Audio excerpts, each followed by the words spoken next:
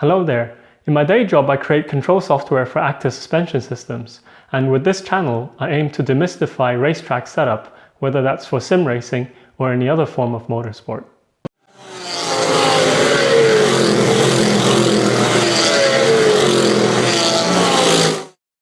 Hello everyone. Today we will discuss setting up a high downforce race car for Silverstone circuit.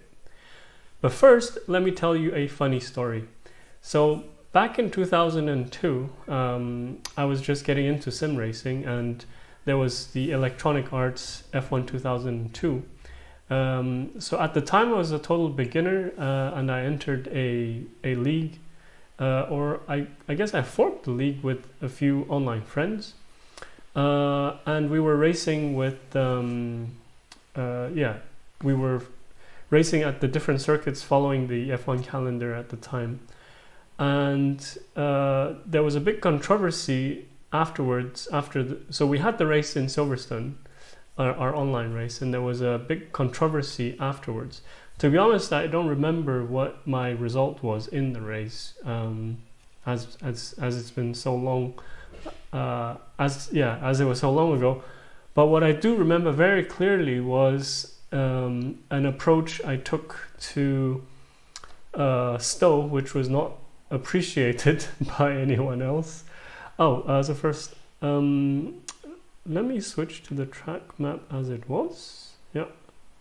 As you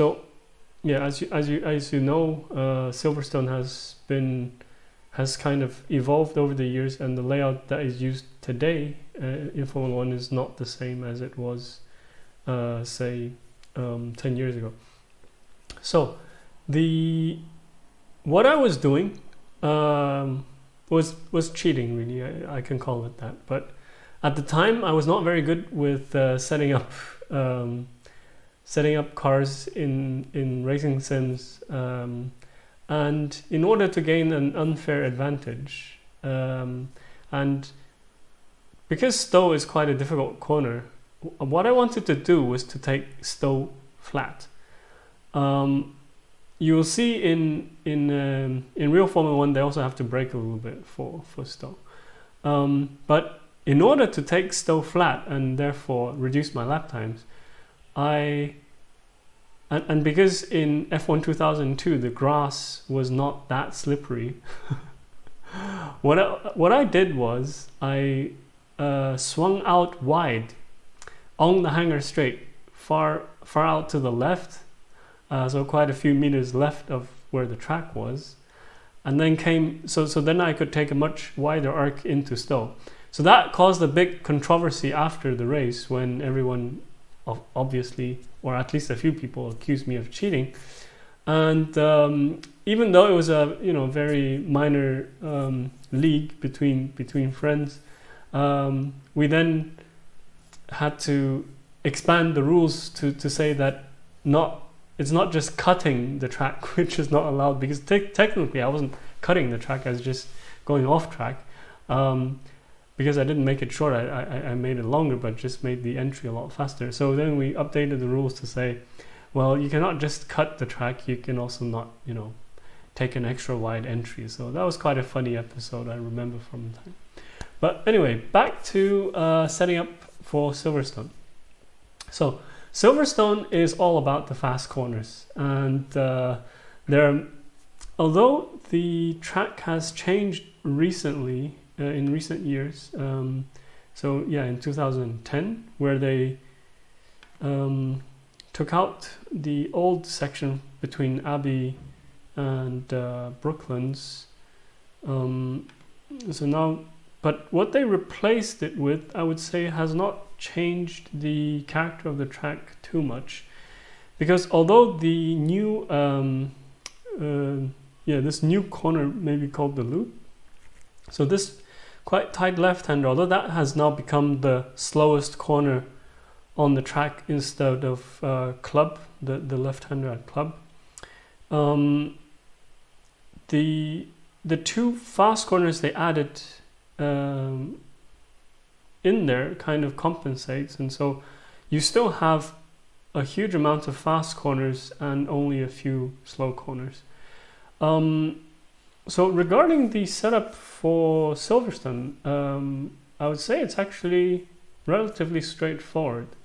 Um, Similar to Hungary, you have many quick changes of direction, but Silverstone is a lot faster than Hungary, so I would say in terms of downforce level, it's probably closer to Red Bull Ring, Austria Red Bull Ring, rather than the maximum that you'd be using for Hungary. And I believe you all notice this with the Formula One teams. They typically run slightly less downforce, but it is still quite a high downforce track.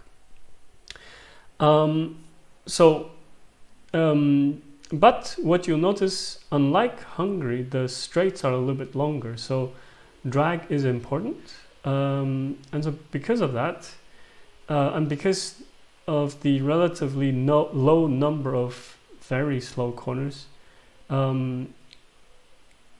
there's an important trade-off to be made in terms of the vehicle weight distribution. So at least back in the day, the racing sims really penalized drag for the rear wing. So then a trade-off that you would make for Silverstone is to shift the weight balance as much forwards as possible. Put a lot of downforce on the front wing to compensate, but that meant that you could drop the downforce level on the rear wing to reduce the drag. So moving the weight distribution forwards obviously reduces traction, but then because you don't have too many very slow corners, you have like 3. They're not as slow as, say, a place like Monaco, where you would run with the weight distribution as far back as possible. So you'd put the weight distribution as forward as possible, get the aero balance to match, which means you can save a little bit on rear downforce to maximize the speed down the straights. The roll stiffness needs to be really high due to the quick direction changes. I would say you can get the roll stiffness from either anti-roll bars or springs. For Silverstone, I would definitely put it towards the anti-roll bars. So you would use very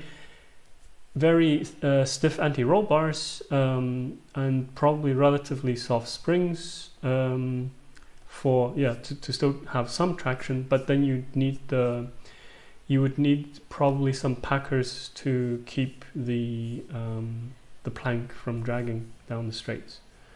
In terms of camber, you need quite a bit, and I think in terms of tires, the main challenge is keeping the left front alive, from what I remember.